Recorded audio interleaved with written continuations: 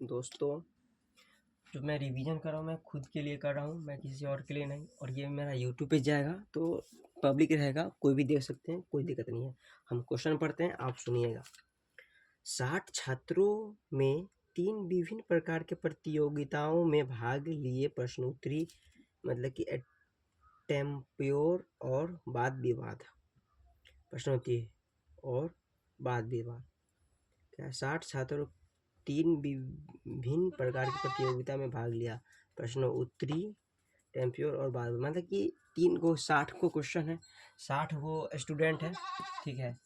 एक भाग लेता है प्रश्नोत्तरी में, एक है कथी लिखल है एक्सटेम्पोर और एक वाद विवाद में।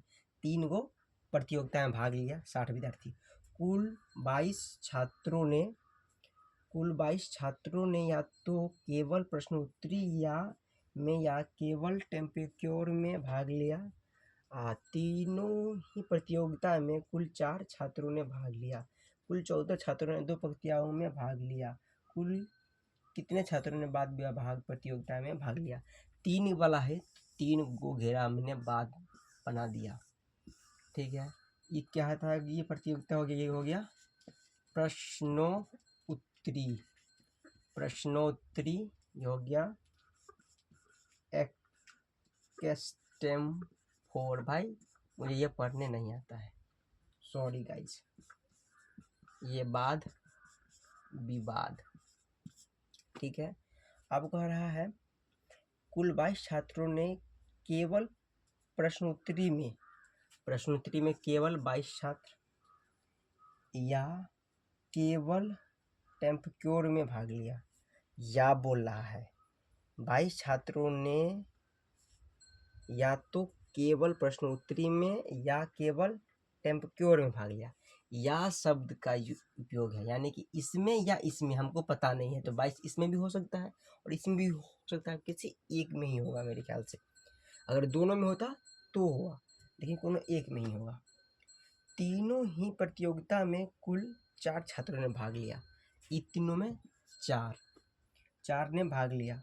कुल 14 छात्रों ने 2 प्रतियोगिता में भाग लिया। कुल 14 छात्र ने 2 प्रतियोगिताओं में भाग लिया, यानी कि ई स्टार वाला में और ई स्टार वाला में कुल 14 छात्रों ने भाग लिया। तीनों स्टार को जोड़ के जो होता है 14 छात्र ने भाग लिया, 14 को छात्र ने भाग लिया। कुल कितने छात्रों ने केवल वाद विवाद प्रतियोगिता में भाग लिया। कुल वाद विभाग में केवल कितने छात्रों ने, छात्र तो है 60 है। 22 एक में ले लिया, हमको इसमें कोई में 22 ही है, ठीक है। तो 22 इसमें ले लिया और तीनों में मिलाकर ये 14 लिया। ये घटाएंगे और 4 इसमें है, तो हम जोड़ देते हैं कितना, 4 4 8 2 10, यानी कि हो गया 10 3 4। 40 छात्र मेरा इधर आ गया, 40 छात्र ये हो गया, ठीक है। बच गया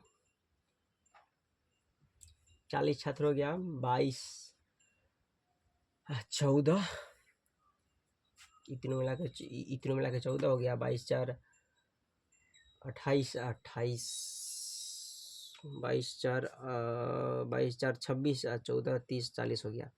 बचा मेरे पास में 20, ठीक है। क्योंकि इसमें 22 ही छात्र भाग ले सकता है या करके, तो इसमें 20 ही होगा। मेरे ख्याल से आंसर 20 होना चाहिए। देखते हैं उत्तर 74 का।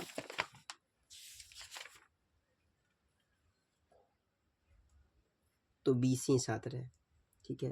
तीनों प्रतियोगिता में भाग लेने वाले छात्रों की संख्या 14।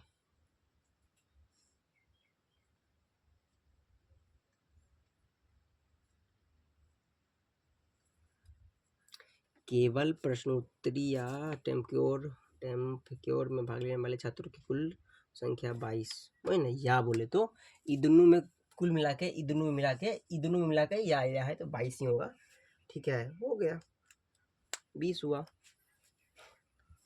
चलते हैं अगला क्वेश्चन पे।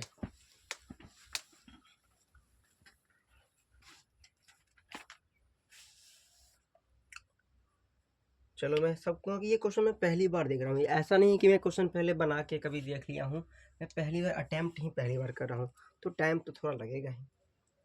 60 वाला भी हो गया, 100 वाला भी हो गया, ये दूध वाला ये नहीं होगा ना। चलो अंग्रेजी हिंदी में 75 नंबर 75 ये क्वेश्चन है, ये रेडियन प्रकाशन का बुक है।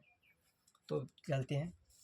100 छात्रों की एक कक्षा में प्रत्येक छात्र कम से कम एक विषय में उत्तीर्ण हुआ। क्वेश्चन तो है ठीक ठाक। 100 छात्रों की एक कक्षा में प्रत्येक छात्र कम से कम एक विषय में उत्तीर्ण हुआ है। इतिहास, अर्थशास्त्र और अंग्रेजी, इन छात्रों में से केवल 24 छात्र अंग्रेजी में, केवल 14 इतिहास में, 11 केवल अंग्रेजी में और अर्थशास्त्र दोनों में, 12 इतना में अंग्रेजी और इतिहास दोनों में उत्तीर्ण हुए हैं। इतिहास में से उत्तीर्ण हुए छात्रों की कुल संख्या 50 है। तो बताइए, ये सवाल वही है, वही घेरा वाला है, आराम से बनेगा, लेकिन थोड़ा सा इतिहास का दिया, हिस्ट्री। चलो हिस्ट्री, इकोनॉमिक, ये हो गया अंग्रेजी, इंग्लिश। अब क्वेश्चन पर आते हैं। इन छात्रों में से छात्र की संख्या कितना है? 100। Total number of student 100। Then केवल 24 अंग्रेजी में, 24 इंग्लिश में, केवल 14 केवल इतिहास में, 14 इतिहास में, 11 केवल अंग्रेजी में, 11 अंग्रेजी में, अरे क्या, केवल 24 अंग्रेजी में, इतिहास में, ठीक है, ये 11 इसमें नहीं है, केवल 24 और इतना, 11 केवल अंग्रेजी और अर्थशास्त्र दोनों में, 11 केवल अंग्रेजी और अर्थशास्त्र, ये 11 इसमें, अंग्रेजी और अर्थशास्त्र दोनों में, 12 केवल अंग्रेजी और इतिहास दोनों में उत्तीर्ण हुए, 12 केवल अंग्रेजी, हाँ अंग्रेजी और इतिहास, तो यहाँ कितना 12 दोनों में उत्तीर्ण हुए। इतिहास में उत्तीर्ण होने वाले छात्रों की संख्या 50, यानी कि इतिहास में छात्र हुआ उत्तीर्ण 50। चलो इतिहास में छात्र उत्तीर्ण हुआ है 50 को, कुल छात्र, यदि कुल 5 छात्र ऐसे हैं जो तीनों विषयों में उत्तीर्ण हुए हैं, तीनों में मात्र ये 5 को छात्र उत्तीर्ण हुआ है, जो तीनों विषय में उत्तीर्ण हुए हैं, तो केवल अर्थशास्त्र में उत्तीर्ण होने वाले छात्रों की कुल संख्या क्या होगी? देखो दोस्त, आप क्वेश्चन पे आते हैं तो मैं इसका निकालूंगा, क्योंकि इसकी संख्या कितनी है? 50 है। ये दोनों और ये दोनों और ये, इसको जोड़ के कितना हुआ? 14, 12 हो गया, 12 दूना 24, 1 26, 26 26 5 31, 31 में से 50 में से 31 घटाओ तो कितना हो जाएगा? 50 में से 31 घटाएंगे तो कितना? 9, ये हो जाएगा 40, ये 19, यानी 19 छात्र ऐसे हैं जो इतिहास और इकोनॉमिक में दोनों में पास हुए हैं। अब क्वेश्चन क्या कह रहा है? जो छात्र तीनों विषय में, केवल अर्थशास्त्र में उत्तीर्ण होने वाले छात्रों की कुल संख्या। अच्छा, केवल इसमें क्या पूछ रहा है? इसमें क्या कितना हुआ? बस आराम से निकल जाएगा। कैसे निकलेगा वो हम बताते हैं।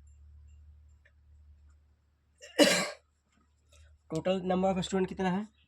100। इसमें कितना हो गया? 50। इसका काम खत्म।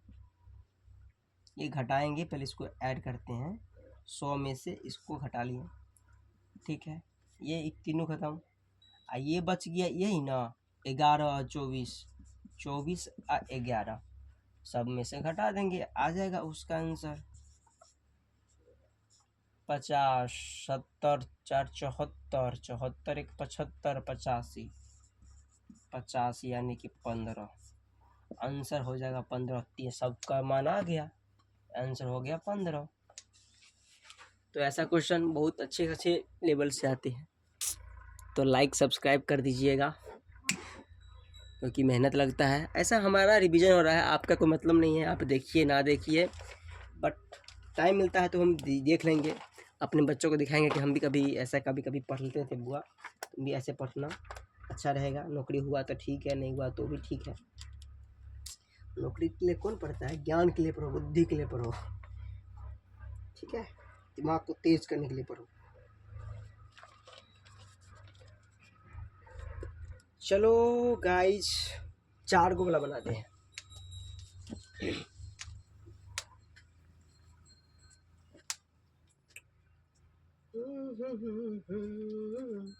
छियासठ नंबर क्वेश्चन है, बड़ी धांसू क्वेश्चन लग रहा है। 4 को फिगर बनाल है।